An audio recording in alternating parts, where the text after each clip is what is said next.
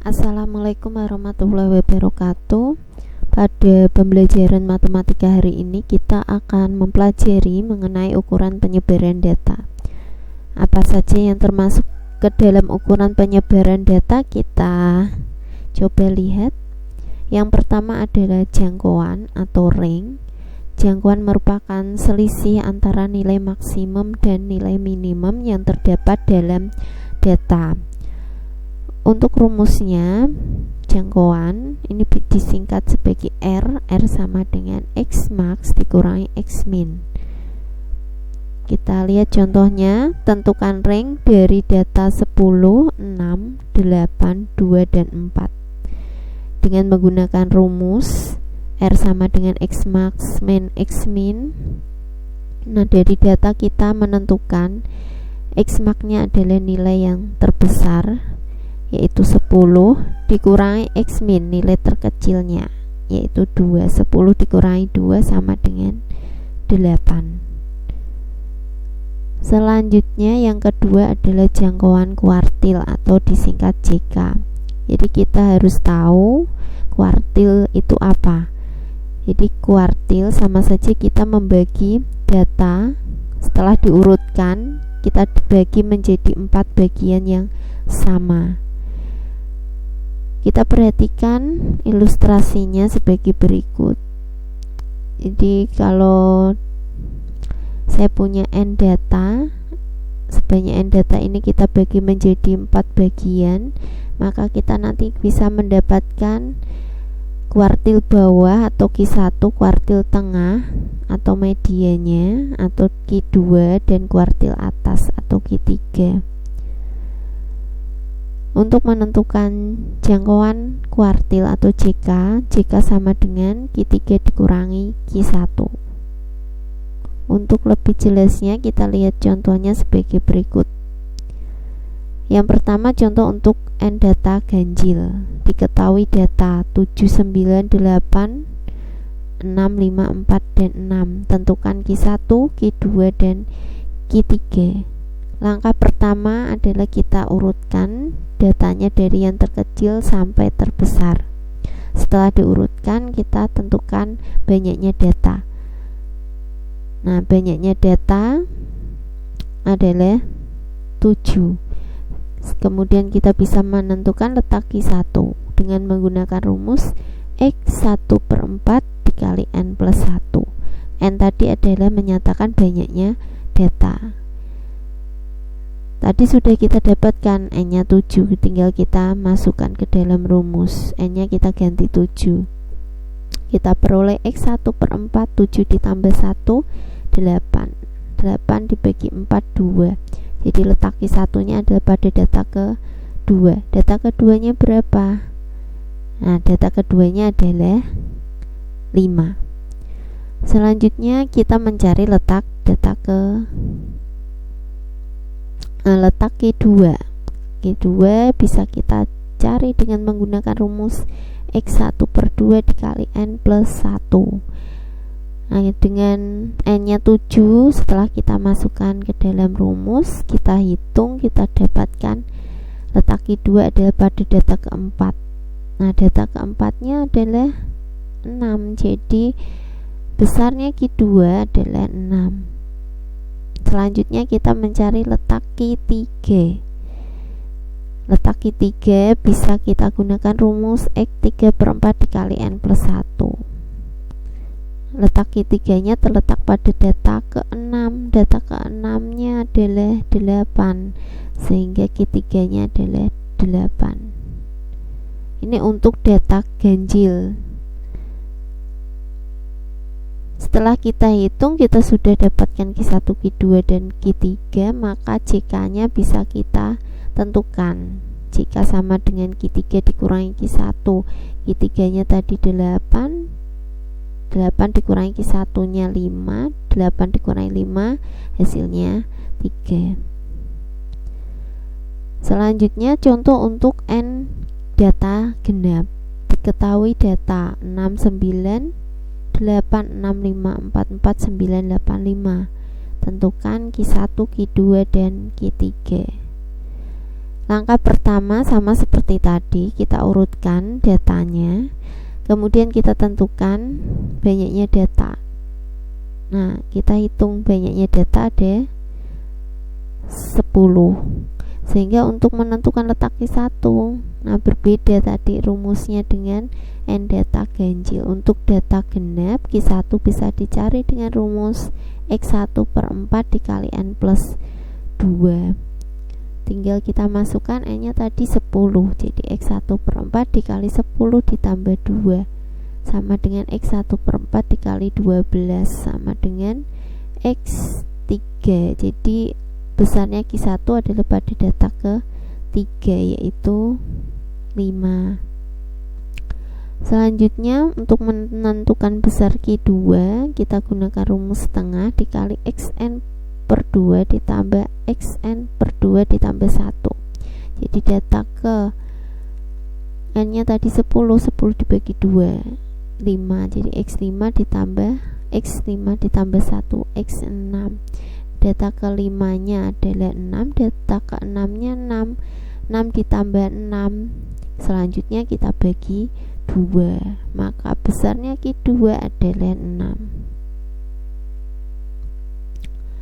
Selanjutnya kita menentukan letak Q3. Q3 nya sama dengan X1/4 dikali 3N plus 2. N nya tadi 10 dikali 3 30 ditambah 2 32 dibagi 4 8, jadi X8. Data ke-8 kita cari. Nah, data ke-8 nya adalah 8, jadi Q3 nya 8. Itu untuk data tunggal. Selanjutnya menentukan kuartil untuk data kelompok. Jadi Q1 sama dengan TB ditambah IN dibagi 4 min FK dibagi F dikali P dengan I nya 1, 2, 3. Ini adalah rumus umum untuk mencari kuartil ke I. Jadi kalau diminta mencari Q1, berarti I nya tinggal diganti 1. Q1 sama dengan TB ditambah 1 kali N. N/4 dikurangi FK per F dikali P. Dengan TB ini adalah tepi bawah kelas QI, P panjang kelas, FK jumlah frekuensi sebelum kelas QI, F frekuensi kelas QI, dan N banyaknya data.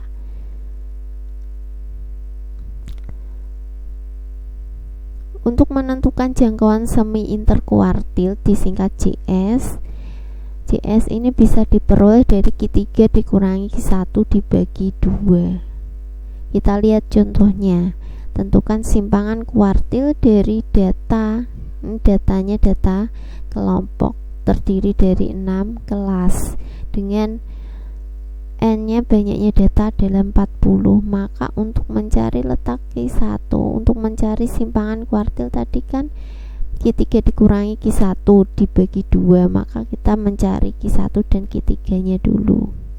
Nah, untuk menentukan letak Q1 kuartil berarti data dibagi 4. Q1 berarti 1/4 dikali dengan banyaknya data tadi 40. Jadi 1/4 dikali 40 sama dengan 10. Kita lihat letak Q1 kan pada data ke-10. Kita lihat pada frekuensinya. Untuk kelas pertama frekuensinya 3, kelas kedua frekuensinya 6. Kalau dijumlahkan ini kan baru 9.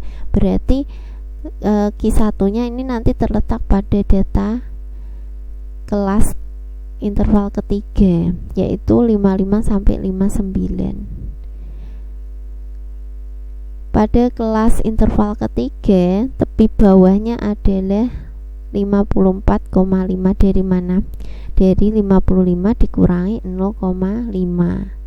Nah, panjang kelas intervalnya adalah 5. Ini selisih antar kelasnya 45 dengan 50, ini selisihnya 5, jadi P nya 5. FK sama dengan 9 frekuensi kumulatif sebelum Q1. Jadi sebelum Q1 ini kan frekuensinya kalau kita tambahkan 3 ditambah 6 9. Dan F adalah frekuensi pada kelas Q1 nya tadi. Jadi F nya 10. Kita gunakan rumus Q1 sama dengan tepi bawah 54,5 ditambah dengan I nya kita ganti 1 dikali N nya 40 dibagi 4 dikurangi 9, ini adalah FK, dibagi dengan F nya 10 dikali P 5. Nah ini kalau kita hitung 40 dibagi 4 10, 10 dikurangi 9 1, 1 per 10 dikali 5 adalah 0,5. Kita tambahkan dengan tepi bawah 54,5, maka kita peroleh Q1 nya 55. Selanjutnya kita mencari letak Q3. Letak Q3 nya dari 3/4 dikali 40 sama dengan 30. Jadi Q3 terletak pada kelas interval keempat yang frekuensinya 30. Nah ini 9 ditambah 10 19, 19 ditambah 12 31, berarti terletak pada kelas keempat 60 sampai 64. Dengan tepi bawahnya 59,5, P nya 5, FK nya 19 dan F nya 12. Kalau kita hitung ketemu Q3 nya 64,08. Selanjutnya kita menentukan jangkauan semi interkuartilnya atau JS nya. JS nya sama dengan setengah dikali Q3. Q3 nya tadi sudah kita hitung, 64,08 dikurangi Q1 55, maka kita peroleh 4,54. Selanjutnya jangkauan persentil. Nah, persentil merupakan sekumpulan bilangan yang membagi kelompok bilangan menjadi 100 bagian yang sama banyak setelah data diurutkan.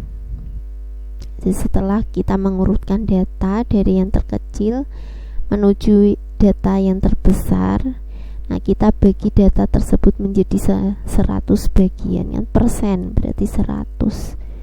Itu namanya persentil. Untuk data tunggal, letak PI nya sama dengan data ke I dikali N plus 1 per 100.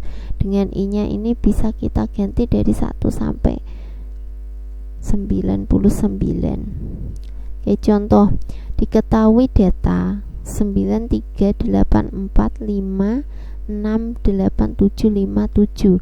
Tentukan P20 dan P70.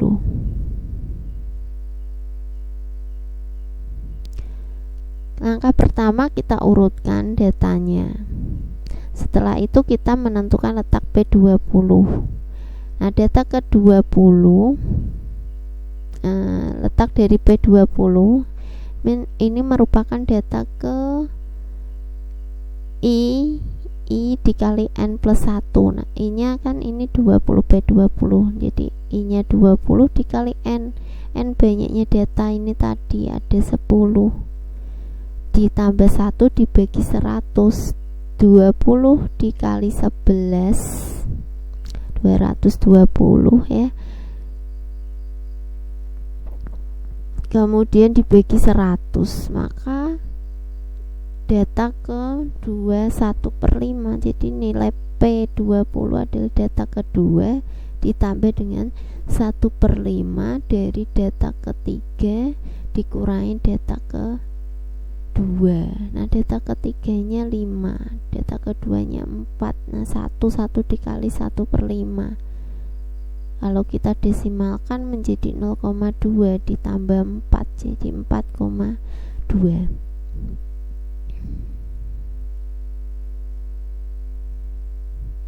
Selanjutnya letak P70 berarti dari rumus I nya kita ganti dengan 70 dan N nya ganti 10. Nah, letak P70 adalah data ke-7, 7 per 10. Nah, data ke-7 ditambah dengan 7 per 10 dari data ke-8 dikurangi data ke-7. Oke, jadi data ke-7 nya ini adalah 7. Data ke-7 nya 7 ditambah 7 per 10 dari data ke-8. Data ke-8 nya 8 dikurangi data ke-7. 8 dikurangi 7 1 dikali 7 per 10 adalah, kalau kita ubah menjadi desimal, 0,7. Kita tambahkan dengan 7, maka hasilnya 7,7. Ya, untuk ukuran penyebaran data kelompok, mencari PI untuk data kelompok, PI sama dengan TB ditambah I per 100 kali N dikurangi FK dibagi F dikali P.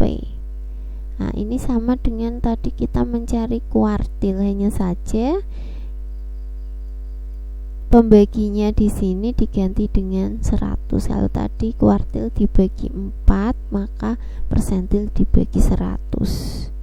Nah, dengan I nya sama dengan 1, 2 sampai 99. Nah, keterangannya ini bisa dilihat. Langsung saja kita lihat contoh soalnya. Tentukan jangkauan persentil dari data berikut. Ini ada 5 kelas dengan banyaknya data adalah 50. Jangkauan persentil berarti kita nanti mencari P10 dan P70 nya. Jadi letak P10 yaitu 10 dikali dengan 100 dikali 50. Jadi P10 terletak pada data ke pertama. Nah, data P10 kan data kelima. Kelas interval pertama ini frekuensinya 7. Jadi nanti P10 nya terletak pada kelas interval pertama, yaitu 50 sampai 59. Tepi bawahnya adalah 49,5 dengan panjang kelas intervalnya. Nah, ini selisih antara kelas pertama dengan selisih batas bawah kelas pertama dengan batas bawah kelas kedua. Selisih antara 60 dengan 50 adalah 10. Jadi B-nya 10. Kemudian FK-nya frekuensi kumulatif sebelum kelas P10. Frekuensi sebelumnya kan tidak ada, berarti 0, kita tulis 0. Dan F-nya 7. F-nya 7. Selanjutnya kita masukkan rumus. Nah, 49,5 ditambah 10 dikali 50 per 100 dikurangi 0 dibagi 7. Nah, ini kalau kita hitung hasilnya 7,14 ditambahkan dengan tepi bawahnya 49,5, hasilnya 56,64. Selanjutnya kita mencari letak P90. Jadi P90 letaknya adalah pada data ke-45. Kita lihat tabelnya yang tadi. Data ke-45 berarti kita lihat frekuensinya 7 ditambah 10 17 ditambah 15 32 ditambah 12 44. Nah, berarti di sini pada kelas interval yang terakhir yaitu 90 sampai 99. Selanjutnya kita masukkan rumus. TB-nya sama dengan 89,5 ditambah dengan 90 kali 50, 90 ini dari I-nya tadi dikali dengan N, banyaknya data, dibagi 100 dikurangi FK-nya, frekuensi kumulatif sebelum kelas P90, dibagi dengan F-nya 6 dikali dengan 10. Nah, ini kalau kita hitung hasilnya 1,67 ditambahkan dengan tepi bawahnya 89,5, hasilnya 91,17. Jadi kalau kita mau menghitung jangkauan persentilnya, CS-nya sama dengan P90 dikurangi P10, sama dengan 91,17 dikurangi 56,64, hasilnya sama dengan 34,53.